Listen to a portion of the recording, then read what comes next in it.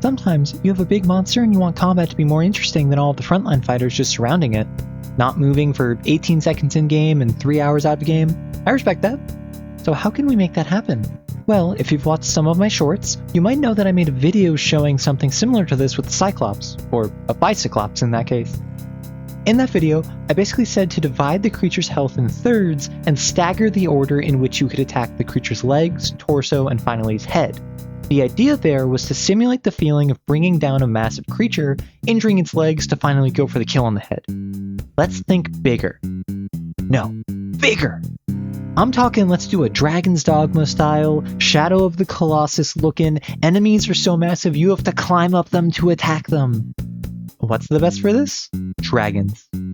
Okay, really any huge or larger creature would work, but come on, let's talk about climbing dragons to kill them. To start, let's figure out its health and targeting. Skip the 4x4 gargantuan creature token or the 3x3 huge token, and let's have 4 medium-sized limb tokens that all stay within that same 3x3 or 4x4 grid depending on the creature's size. And of course, these could be legs, these could be arms, these could be claws, and in the case of something like a purple worm, I would still use multiple different tokens, but maybe call it spines? I don't know.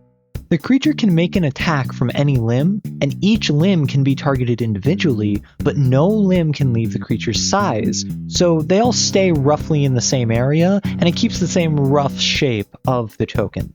Limbs share AC, and all of the limbs share a hit point pool with the rest of the creature, but limbs take half damage. This is to represent the fact that, while it may hurt the creature to hack at its limbs, it's not as effective as going for the chest or head. Any area of effectability that affects more than one limb only affects the creature once, but each limb can be targeted by multiple single target effects.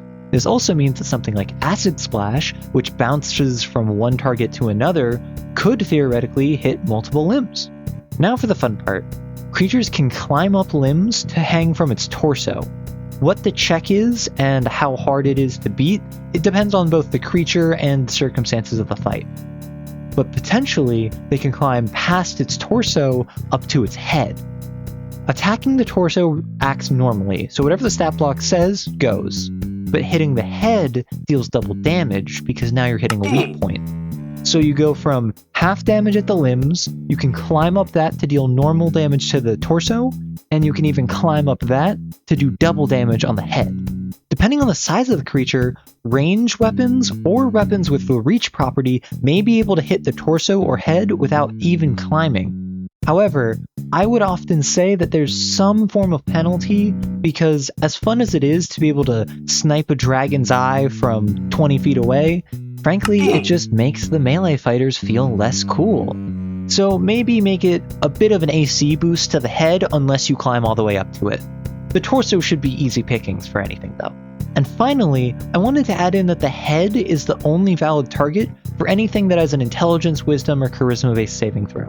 This is just so that if the head is out of the way and someone's trying to hide to snipe a leg, it doesn't make much sense for them to be able to hold person on just the leg of the creature when that's a mental affliction. However, something like Entangle absolutely would make sense to affect the limbs. So now we have the basics of how to target different parts of the beast, but how would you actually go about climbing it? So like I said, it depends on what creature you're facing and what the environment of the fight is. However, climbing rules raw, just treat it like difficult terrain. Just make it half movement. I think it's reasonable to assume that it would take a single turn to climb from the legs to the torso, and then a second turn or maybe the dash action to climb from the torso to the head, assuming you have normal movement. If you're some sort of monk or you have advanced movement, you might say you can climb all the way to its head in a single action. If you want to add a check, I would say maybe have it be an athletics check with a DC of the creature's CR, since most of these large creatures are going to be CR 10 and up. If you fail, you don't climb enough to make a significant difference, but if you fail by 5 or more, you fall off the creature. This shouldn't cause too many issues aside from mild frustration, unless the creature is a dragon that took off into the air, which could be quite deadly. Either way, keep climbing relegated to movement, and don't make it take an action. Maybe you could grant advantage if they stow their weapon or if they have a climber's kit out. The goal here is to make the players feel like cool monster slayers, not to have them waste their turn doing nothing then move.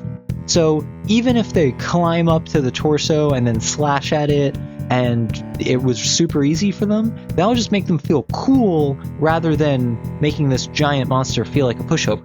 Because at the end of the day, even if they climb to the torso in a single turn for free, they're doing normal damage. It makes them no more effective than if you just didn't use this system at all. I mentioned before the idea of a dragon taking flight, but what are some other complications that could make this whole climbing a massive creature even more dangerous? Take a purple worm that the party just barely climbs upon to get to whatever small eye sockets are at the front of its maw and have it burrow into the ground. They have to hold on as it tunnels through the soft dirt, and if they fall, they get knocked off into the tunnel it left behind. The thundering rain of a storm pounds down against the beast's hide, reducing any handholds that were easy to grab into slick stained flat surfaces. The beast is made of molten rock, burning anything it touches. There are plenty of handholds and it's easy to climb if you can handle the heat.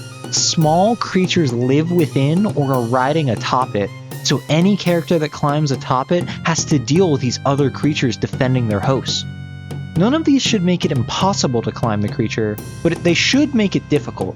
This is where I definitely use an athletics check, and the DC should probably be a bit higher than just its CR for such harrowing circumstances. For some of these, such as the creatures defending the larger one, I might make it that the DC is perfectly normal. However, there are other creatures within the fight that have their own turns in the initiative. This video is more to go over just a basic framework of things to consider if you want to run these sort of colossal creatures. How you do it is up to you, so let me throw you a couple examples to get your brain going. The party comes across a dragon in its lair. After fighting against it, getting some lair actions, they climb onto its legs, and then it suddenly takes off into the air. It bursts from a secret tunnel leading from its lair into the mountain range, and as it flies away, leaving behind the party, they have to catch up with it as their companions are hanging on not only for dear life, but to slay this beast before it goes to wherever it wants to hide. Like I mentioned before, a purple worm that bursts from the ground fights the party and then burrows once more, leaving behind a massive tunnel that the party has to chase it through.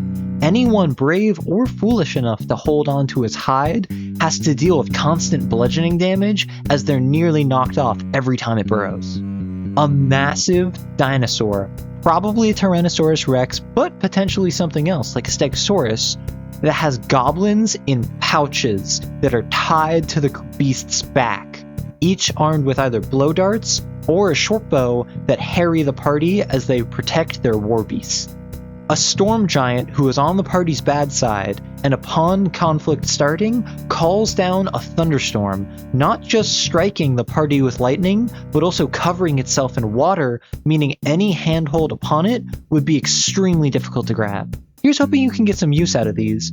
I've run similar colossal encounters with not these rules. I actually ran a Shadow of the Colossus inspired game where I had separate maps to indicate the legs, torso, and head of the beast that the party was fighting, and they had a blast fighting it.